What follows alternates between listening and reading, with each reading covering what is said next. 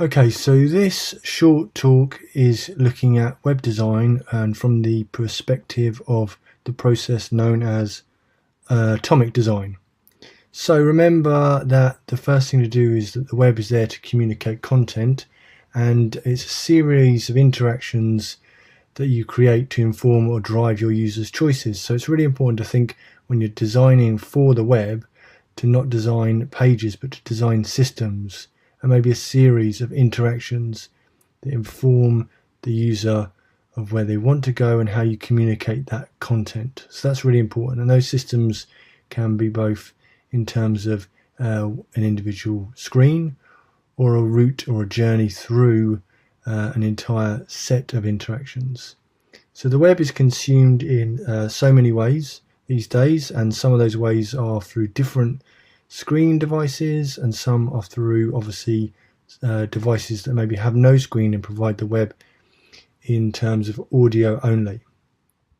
So this has given risen to the areas of content first, responsive web design, and mobile first processes, and these are all attempts to help engage the design process with the expanding areas that the web has entered. And so this is a focus that allows you to be less concerned with the varying devices that may be used to consume your content, but allowing yourself to respond to that through appropriate methods, be that considering your content, considering responsiveness, and considering that mobile devices have a lead in terms of web consumption. Brad Frost came up with the term atomic design to take this a stage further in looking at how you might design systems with all of this in mind. And so his website, atomicdesign.bradfrost.com, goes into this in more detail. But I'm just going to explain some of the principles around it. So atomic design is the idea of breaking down the parts that make up the content you wish to communicate or the interactions you wish the user to undertake into the component pieces. And he uses the term atomic design to break these things into the sections of atoms, molecules, organisms, templates, and pages. We're just going to focus on the first three, atoms, molecules, and organisms, as I think they are probably the most interesting and provide the most scope for flexibility in your design choices. So let's start with atoms. So the atoms of interfaces serve as the foundation building blocks that comprise user interfaces, in fact comprise all user interfaces.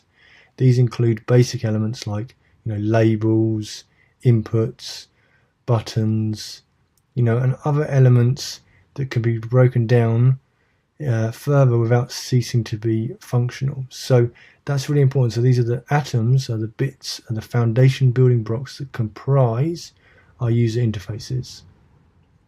Okay, so it's labels, buttons, inputs, and other items that cannot be broken down any further without ceasing to be functional. So they've got to be functional objects. Okay, molecules are simple groups of those atoms functioning together as a unit. So in this instance, we've got a label, a search input, and a button could be joined together to create a search form molecule.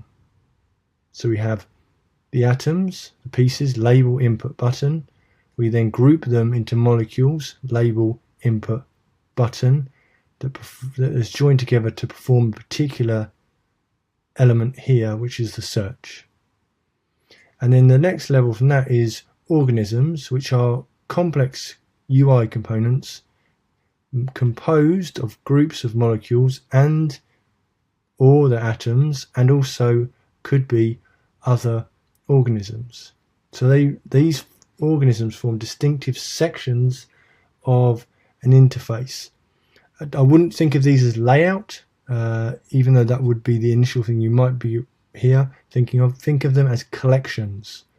So we can take our atoms, organize them into our molecules, and those molecules are grouped together to form these organisms, which are collections related to specific things. And so in this instance, this collection would be the header information that we wish to communicate to our users. Again, it wouldn't necessarily be laid out in this way because it might be different for different devices, but the collection header would still stand in terms of what would be needed to communicate inside that organism.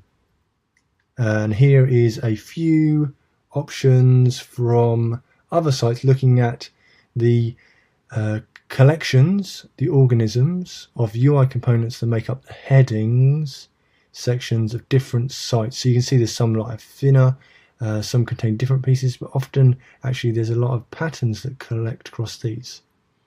Here is Instagram broken down into the three most interesting components of atomic design. So we've got the atoms, so that's all the buttons there we see at the top to navigate the interface.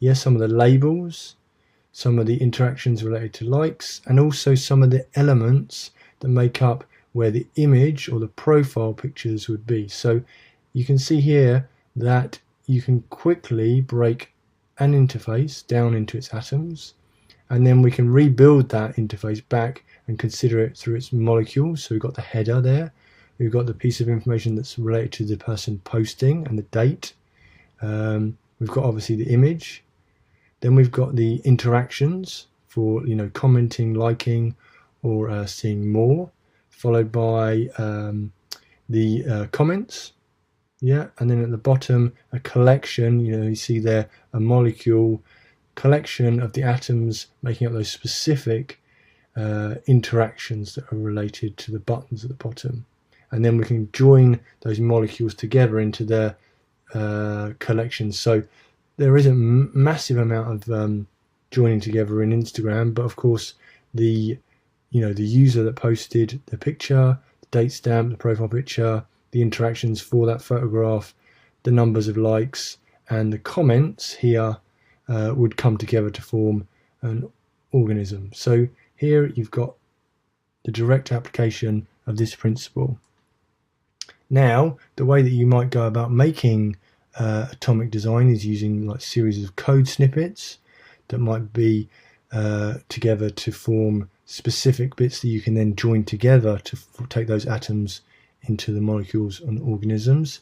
Another way you might do that is using an app called Sketch or Adobe Illustrator, which lets you create all of the pieces and export them as sketch files, which allows you to then give those to a developer and take those forward.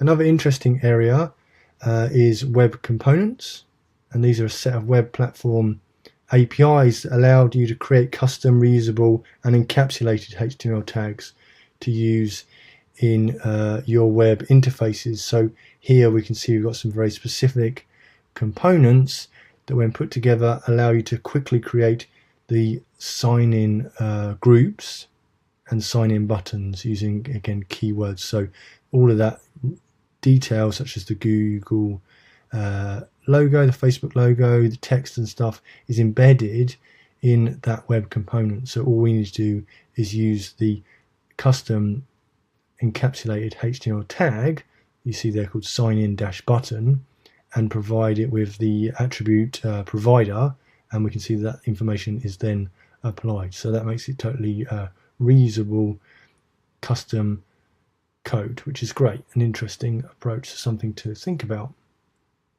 Another way this is often put together is on various sites is using what's called a pattern library. So this is MailChimp's UI pattern library, and here we can see those atomic design elements grouped together, and we can quickly go through them, and it gives us the code that allows us to quickly build from those atoms, the molecules and the organisms accordingly.